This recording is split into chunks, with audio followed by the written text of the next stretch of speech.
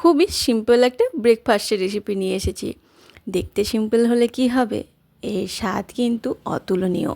চাইলেই সব সময় পাওয়া যায় না, ওই হাতে গোনা একটা দুটো মাস। তারপর আর ইচ্ছা করলেও এর দেখা পাওয়া যায় না। বানিয়েছিলাম তালের লুচি আর সাদা আলুর তরকারি। গোটা একটা বছর অপেক্ষা করেছিলাম এই তালের লুচি খাওয়ার জন্য। পাওয়া যায় কোনো কারণবশত হয়তো আগের বছর হয়ে ওঠেনি, তাই এই বছর বেশ কয়েকবার বানিয়ে নিয়েছিলাম এই তালের লুচি। তাই তোমাদের সাথে রেসিপিটা শেয়ার করলাম। জানি অনেকেই জানো, কিন্তু যারা নতুন রান্না করছো তাদের জন্য আমার আজকের রেসিপিটা। ফার্স্ট বসিয়ে নেব বাটি চচ্চড়িটা। তার জন্য কড়াইয়ে বেশ কিছুটা সর্ষের তেলকে গরম করে একটু ঝাল ঝাল করব। কাঁচা লঙ্কা নিয়েছি বেশ অনেকটা পরিমাণ, আর দিয়েছি 1 চামচের মতন কালো জিরে। এই সাদা আলুর তরকারিটা লুচির সাথে সবথেকে বেশি ভালো লাগে। আর তালের লুচিতে একটু মিষ্টি মিষ্টি হয়, তাই ঝাল ঝাল একটু তরকারিটা বানাবো। অনেকটা পরিমাণ কাঁচা লঙ্কা নিয়েছি। এরপর ছোট্ট ছোট্ট টুকরো করে কেটে রাখা আলুটা দিয়ে দিলাম। এই সাদা আলুর বাটি চচ্চড়িটা আলুটাকে কিন্তু একটু বেশ ভালো করে ভেজে নেবে, তাতে করে দেখবে খেতে বেশ ভালো লাগবে। তো অবশ্যই যেন আলুটা বেশ একটু লাল লাল হয়ে যায় ভাজতে ভাজতে, তারপরে গিয়ে জলটা দিও। দেখো আমরা ভালো করে নাড়াচাড়া করে আলুটাকে বেশ ভালো করে ভেজে নিয়েছি। এরপর দিয়ে দেবো পরিমাণ মতন জল। তোমরা যদি চাও তো টমেটোও দিতে পারো, তো আমার মনে হয় টমেটো ছাড়াই শুধু এই প্লেন আলুর তরকারিটাই খেতে বেশি ভালো লাগে। দিয়ে দিলাম জল, আলুটা যাতে একটু সেদ্ধ হয় সেরকম, আর একটু ঝোল ঝোল রাখবো। দিয়ে দেবো স্বাদ মতন লবণ, আর অল্প কয়েক দানা একটু চিনি, টেস্টের ব্যালেন্সটা ঠিক রাখার জন্য। তারপর ঢাকা চাপা দিয়ে এটাকে সেদ্ধ হতে দেব। এইদিকে তরকারিটা রেডি হোক, আর ওইদিকে আমরা ততক্ষণ আটাটা মাখিয়ে নিই। চলো, নিয়েছি তালের মাড়ি। এটা কিন্তু গরম করা না, তালেরটাকে ঘষে সাথে সাথে মাড়িটা বের করে নিয়েছি। আর তালমাড়িটা দিয়ে আটাটা মাখতে কিন্তু একদমই জলের প্রয়োজন হয় না, তাই যখন মাখাবে সেটা একদম সাবধানে মাখাবে। যখন প্রয়োজন হবে অল্প অল্প করে দিয়ে দিয়ে একটু একটু করে আটাটা মাখিয়ে নেবে। আর এই তালের লুচি বানানোর জন্য ময়াম দেওয়ার প্রয়োজন হয় না। আমি আজ আটা দিয়েই লুচিটা বানাবো। এই আটা দিয়ে তালের মাড়ি দিয়ে লুচিটা খেতে কিন্তু বেশ লাগে। দেখো স্বাদ মতন লবণ দিয়ে দিলাম। চিনি দেওয়ার একদমই প্রয়োজন নেই। যদি মনে হয় যে তোমার তালটা তিতকুটে কিংবা মিষ্টি কম আছে, তাহলে 1 চামচের মতো চিনি দিও, তা না হলে চিনি দেওয়ার প্রয়োজন নেই। আমার তালটা ভীষণই মিষ্টি ছিল, তাই আমি আর চিনি দিইনি।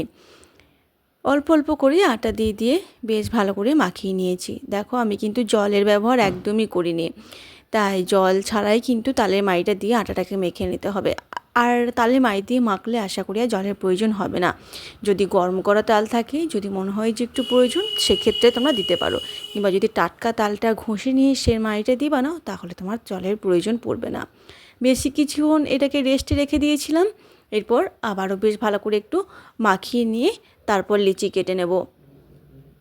কিছুক্ষণ রেস্টে রেখে দিয়ে আটাটা তারপর বানাবে, দেখবে খেতে বেশ ভালো হবে, আর খুব বেশিক্ষণ মাখতে লাগবে না। এরপর লিচিগুলোকে সুন্দর করে কেটে নেব। আর কে কোথা থেকে আমার ভিডিওটা দেখছো একটু কমেন্ট করে জানিও। তো আমি তো তোমাদেরকে ধন্যবাদ দেব। আমার নতুন বন্ধুদের অনুরোধ করব আমার চ্যানেলটা একটু সাবস্ক্রাইব করে দেওয়ার, ফেসবুক পেজ থেকে দেখলে পেজটা ফলো করে দেওয়ার। যদি ভিডিওটা ভালো লেগে থাকে তাহলে বন্ধুদের সাথে অবশ্যই শেয়ার করো, আর আমার পাশে থেকো। লিচিগুলোকে কেটে নিয়েছি। আমি খুব একটা ছোট্ট ছোট্ট একদমই করি না, একটু বড় বড় সাইজেরই করি। এই যে দেখো ঠিক এইরকমভাবেই লিচিগুলো কেটে নিয়েছি। এরপর লিচিগুলোকে একটু বেশ সমান করে গোল করে নেব। তারপর লিচিগুলোকে বেলে নেব। আর খুব বেশি পাতলা পাতলা বেলার একদমই প্রয়োজন নেই। আমি কিন্তু লিচিগুলোকে গোল গোল করে নেওয়ার পর সাথে সাথে কিন্তু একটু করে তেল বুলিয়ে নিয়েছি। তাতে করে কি হবে বলো তো, একটার গায়ে একটা লিচি লেগে যাবে না, আর শেপটাও পাল্টে যাবে না। দেখো আমি ঠিক এইভাবেই লিচিগুলোকে বেলে নিচ্ছি। আর খুব বেশি মোটাও রাখছি না, আর খুব বেশি পাতলাও রাখছি না। ময়াম না দেওয়ার জন্য কিন্তু লুচিগুলো বেশ খস্তা হবে আর খুব নরম থাকবে। তালের লুচি খেতে এই জন্যই সবথেকে বেশি ভালো লাগে। যারা নতুন কারিগর, যারা নতুন রান্না শিখছো, তাদের জন্য কিন্তু আমার আজকের ভিডিওটা।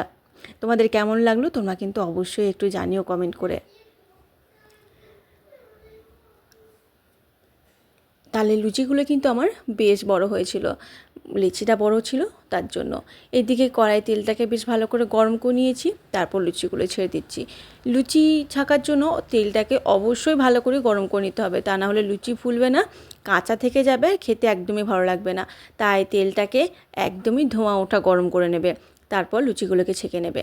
আর দেখছো আমার লুচিগুলো কতটা সুন্দর ফুলছে, বেশ একদম টুবু টুবু হয়ে ফুলে উঠছে। আর ওইদিকে আমার তরকারিটা কিন্তু রেডি হচ্ছে। এই সময়েই তোমরা দুটো কাজ করে নিতে পারবে, তাহলে আর বেশি সময় লাগবে না। টোকা দিয়ে লুচিগুলোকে সুন্দর করে ভেজে নেবে একটু লাল লাল করে। এপিঠ ওপিঠ দুপিঠ উল্টে পাল্টে প্রত্যেকটা লুচিকেই ভেজে নিয়েছি। একটু লাল হয়ে যাচ্ছে বলে এটা কিন্তু একদমই অসুবিধা হবে না কোনো, লুচি কিন্তু নরমই থাকবে, তোমার খাওয়ার সময়তেও শক্ত হয়ে যাবে না তালের লুচি। যদি তুমি সেরকমভাবে সুন্দরভাবে ভালোভাবে মাখো তালের লুচি একদমই শক্ত হয় না।